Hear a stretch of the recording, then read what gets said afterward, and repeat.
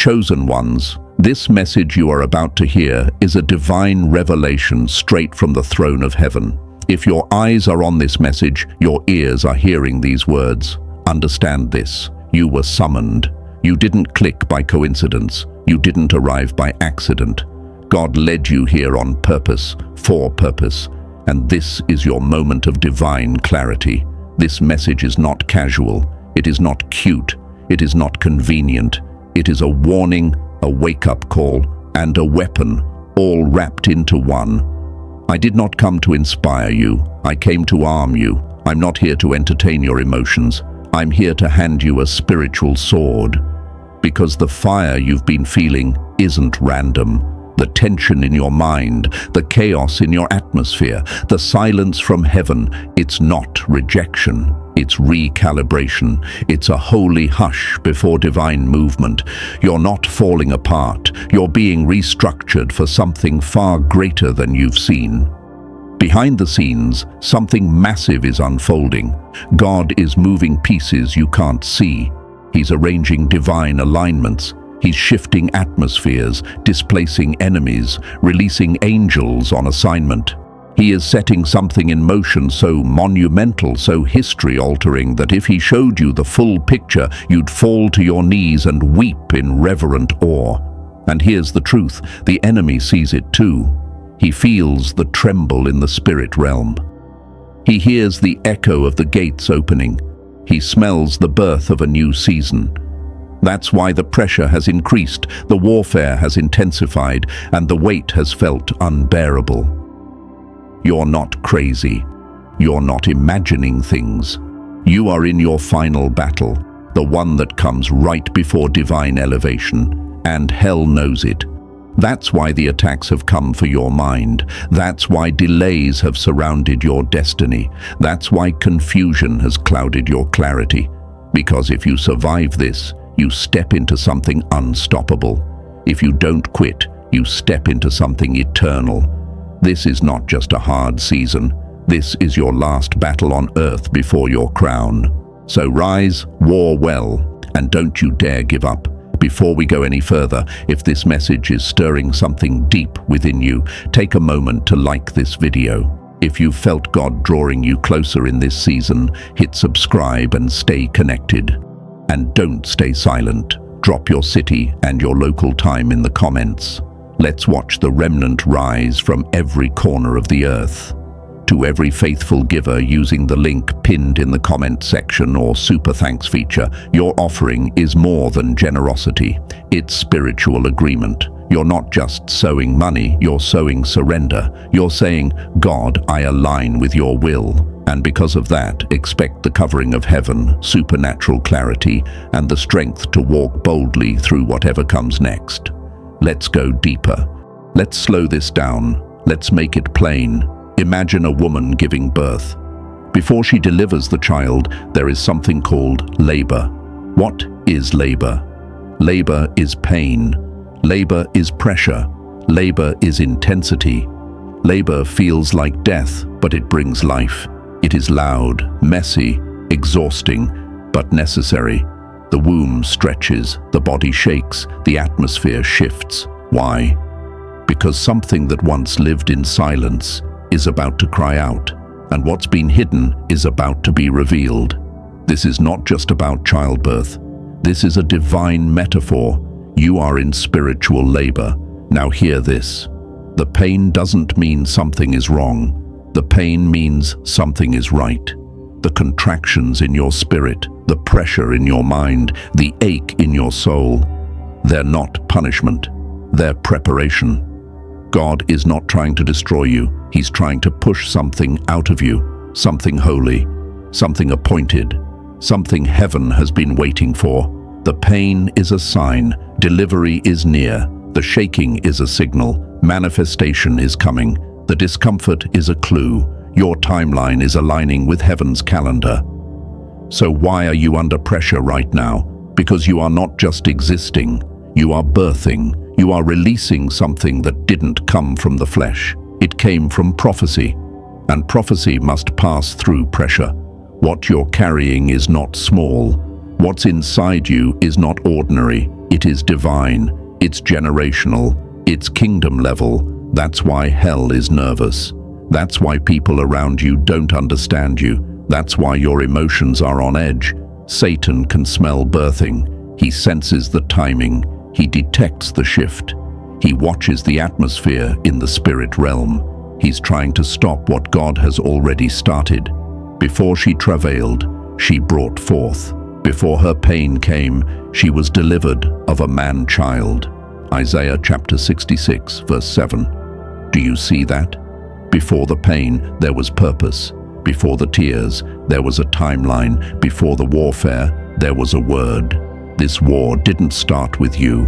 It started with what God said about you. Every attack is because of a word, a prophecy, a destiny, a scroll in heaven with your name on it. The enemy is not after your present, he's after your potential. And when you understand that, you'll stop crying like a victim and start pushing like a vessel. Because this is not your death, it's your delivery. Now here's the secret. The devil can't destroy what God wrote. But what he can do is try to trick you into destroying it through fear, sin, distraction, and exhaustion. He studies your weaknesses. He watches your routines. He doesn't show up with horns and flames. He shows up in your overthinking, in your laziness, in that one relationship you won't let go of. Hell's strategy isn't to kill you. It's to convince you to quit. Because if you quit, the prophecy dies in your hands, not his. If you give up, the scroll remains sealed.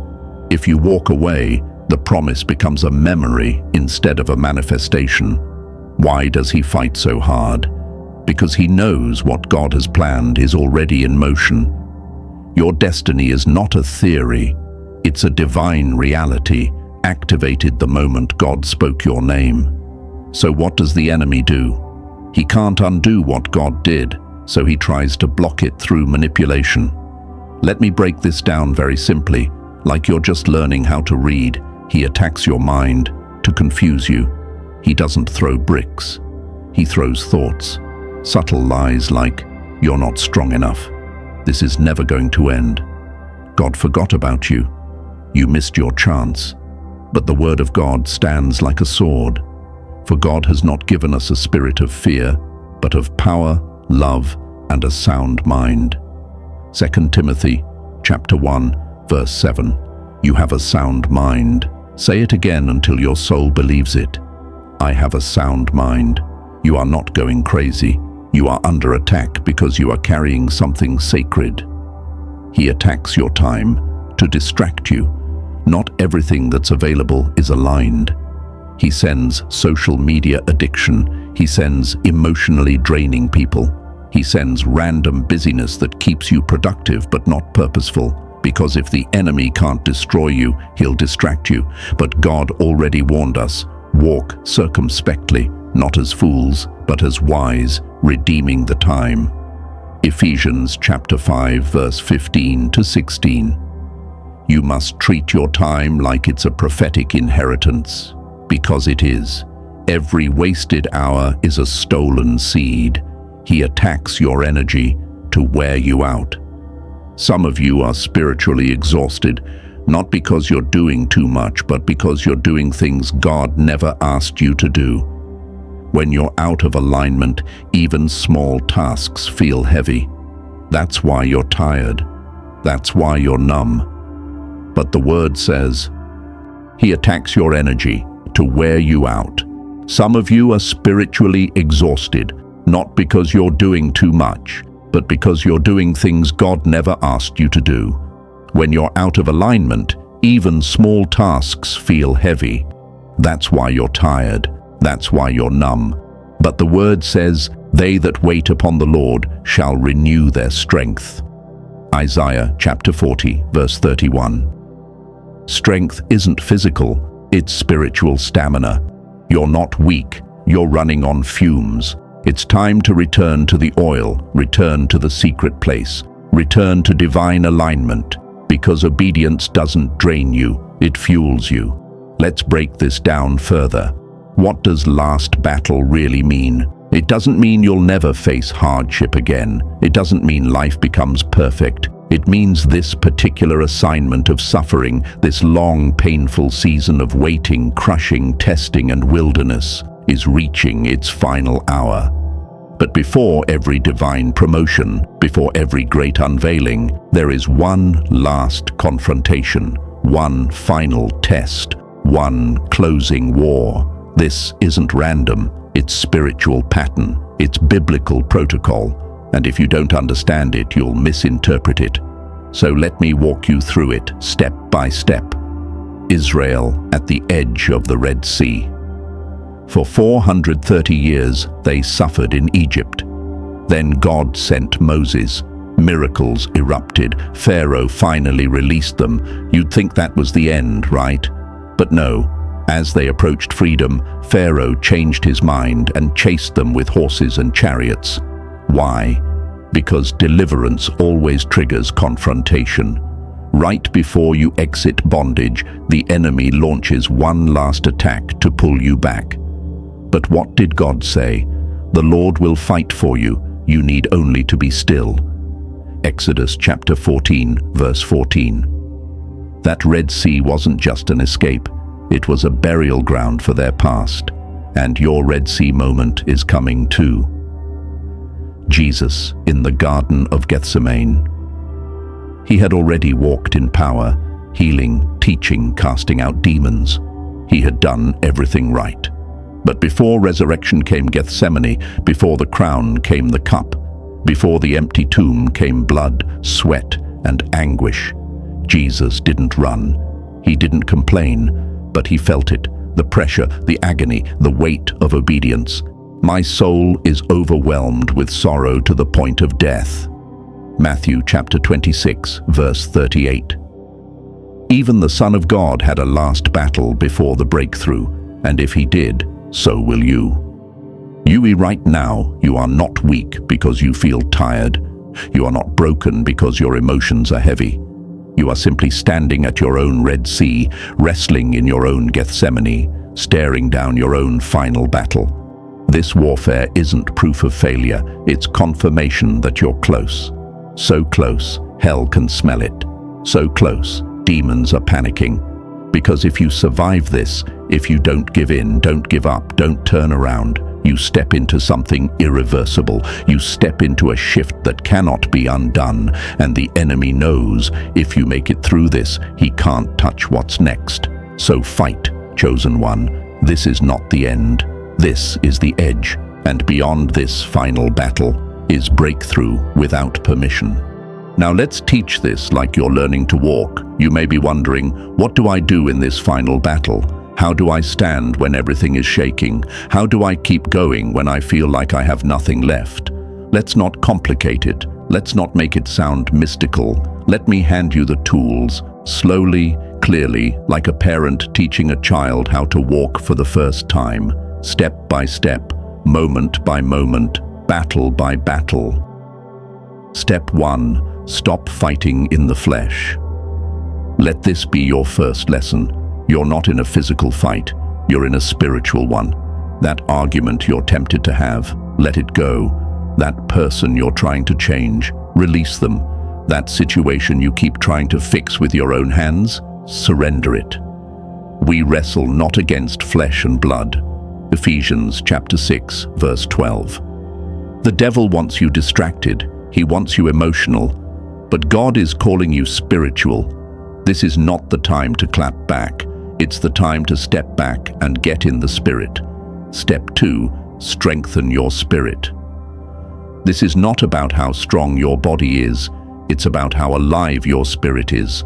Your spirit is like a warrior within, and right now it needs to be fed. How do you feed it? Read the word. Even 1 chapter a day builds muscle. Pray in the spirit. It charges you like a battery. Fast as God leads to kill the flesh and sharpen the spirit. Speak life. Your mouth is fertilizer for your faith. Say what God says, not what your fear feels. You're not weak, you're just underfed. Strength comes from the secret place. Step 3. Obey radical instructions. This is the season of radical obedience, not delayed, not debated, not diluted. When God speaks, move. He may ask you to sow a seed that stretches you. He may lead you to walk away from someone who drains you. He may call you into silence, into solitude, into separation. Don't explain, don't hesitate. To obey is better than sacrifice. 1 Samuel chapter 15, verse 22. In the final battle, the winners are not the loudest, they're the most obedient. Step 4. Declare your victory daily. Your words are weapons. Hell speaks through anxiety. Heaven speaks through declarations. Start your day not with fear, but with faith. Say this out loud until your atmosphere changes.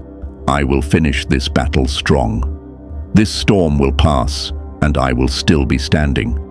I was chosen for this moment. Greater is He that is in me than he that is in the world. Don't let your mind set the tone. Let your mouth do it. Step 5. Don't quit, no matter what. This is the most important step. The final battle is not won by the fastest, it's won by the faithful. The number one tactic of the enemy right now is not lust. It's not pride. It's not even fear. It's weariness. Because if he can't stop you, he'll try to wear you out. But the word says, "Be not weary in well-doing, for in due season you shall reap, if you faint not." Galatians chapter 6, verse 9. Don't faint. Don't fold. Don't disappear.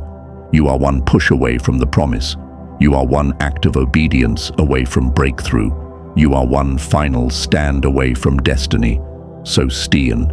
Let me paint the picture clearly. If you don't quit, if you keep pressing through the pressure, if you trust God through this fire without breaking, without backing down, without cursing the process, you will come out different, transformed, refined, not just healed, but anointed, not just restored, but equipped. Because God does not allow warfare without reward. He does not allow crushing without promotion. He does not allow tears without testimony. You will not emerge from this empty-handed. You will rise with something eternal. You will emerge with new power. You'll carry authority you've never had before. Your prayers will have weight. Your words will carry fire. Demons will recognize your name, not because of who you are in the flesh, but because of who you became in the fire.